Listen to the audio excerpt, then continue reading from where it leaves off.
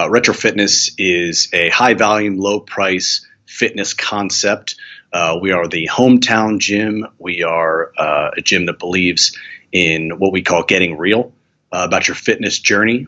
We believe there's a lot of noise in the fitness space right now relative to different brands and what they are doing and what style they're focusing on. What Retro Fitness believes is, reaching your fitness goals in a real way that's going to get you to where you need to be.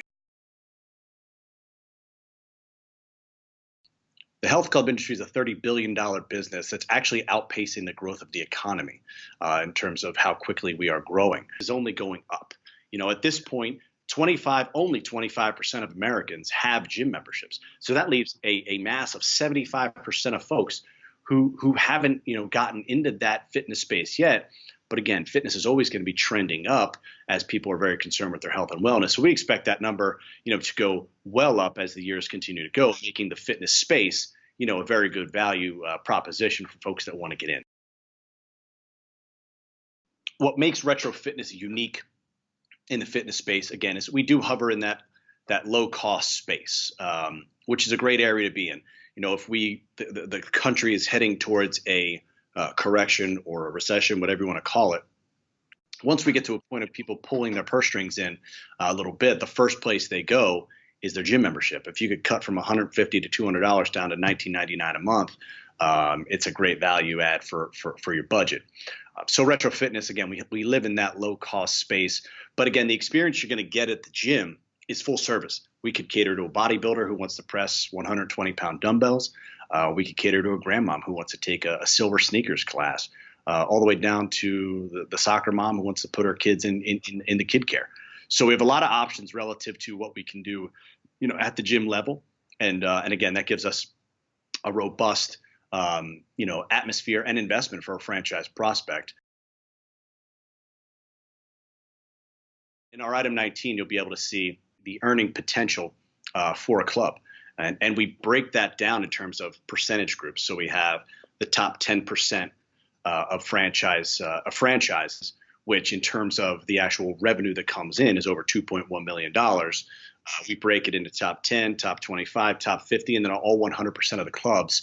And you can go through and you could see average revenue. You can see EBITDA figures. So it gives you an idea of what the earning potential is from these clubs. We give you revenue per square foot, and we give you membership for all, for top 10, 25, 50, and all 100% of the clubs. So again, a very large level of transparency because we want our franchisees to come in eyes wide open relative to the cost, relative to what the earnings potential is, so that there are no potential gotchas down the road, as there can be at times in franchising. Total project cost of a Retro Fitness is going to come in anywhere from $1 million to say $1.6 million. Total project cost is all inclusive. It includes the equipment, which is going to be anywhere from $400,000 to $600,000. It includes the build out, which is anywhere from $700,000 to $800,000, as well as all the initial franchise fees. A single unit franchise fee is $29,000. The royalty fee is 5%. And the brand development fund is a 2% cost. So again, we're very, very competitive with our fees. And as I said, there's a full item 19, which you can access through our FDD. So the financial profile we look for is a person who, for a single unit, again, the total project cost being around $1.6 million. We want the net worth, and we find that banks want the net worth, if they're going to get an SBA loan or a loan, to be about that of the entire project size. And then from there, in terms of liquidity, you're looking at about $300,000 to $400,000 in liquidity required to get a gym open. So again, $400,000 in liquidity, about 1.5, 1.6 in net worth. As far as our minimums to get going relative to opening new units. Yes, we have an in-house financing team that assists all of our franchisees. They've probably done the SBA financing for, I'd say, 80% of the loans that Retro Fitness has received over the last, say, 10 years. They're very good. Again, all our franchise prospects and or franchisees have to do is give them access to their, personal financial statement, the team will actually then go take that information and work with a set of banks that they work with to get financing for our franchisees. What I found in 13 plus years in the franchising world is that the best franchisees are the people that can follow a system. That's what you're looking for. Most people who come to us don't have gym experience, don't have real estate experience, don't have construction experience, and we provide that to you. That's why you join a franchise. That's why you pay the 5% royalty, because we're going to help make sure that you don't make the mistakes that have been made over the years. So we've made those mistakes, we've perfected on them, so we can get you in a system that's going to get you to where you want to be, which is an open operating gym, without running into many pitfalls and problems.